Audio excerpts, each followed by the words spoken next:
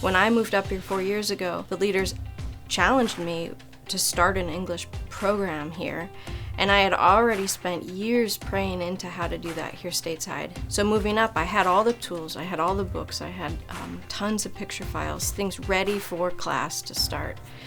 And it's been a beautiful journey of the last 4 years, starting an English class here.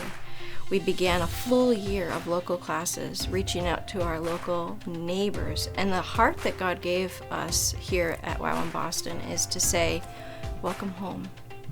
So January 4th, 2021, I had a dream that I was supposed to buy a one-way ticket and go to the nations. And being old YWAM, I sent out what we call newsletter. So I sent out my newsletter and I sent one to my leader here, Emily M. And I said to her, I had a dream that I was supposed to buy a one-way ticket to the nations. And her reply was, the nations are here. Over 42 nations are living in Boston. So campus ministries started in 2012, so it's been 9 years now. Boston in general has really the best schools around the world, and that makes it such an educational hub.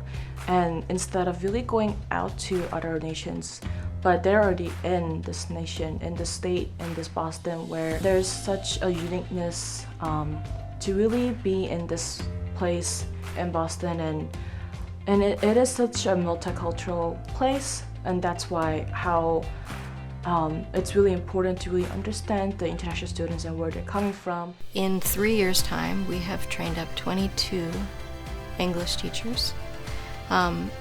Just tallying that up overwhelms me.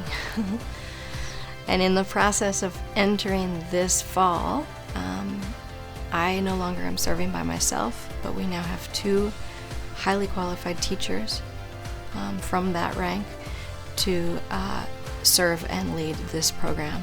ESL for us, it's quite unique because we are more family oriented, and I will explain what it means. We want to welcome people home.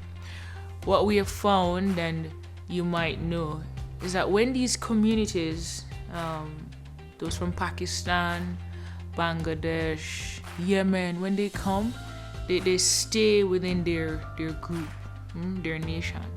And so even if they wanted to speak to a local, it's hard. One, they don't know the language. And just to branch out into that, we go searching, we advertise, we say, come, we want you to be a part of this family.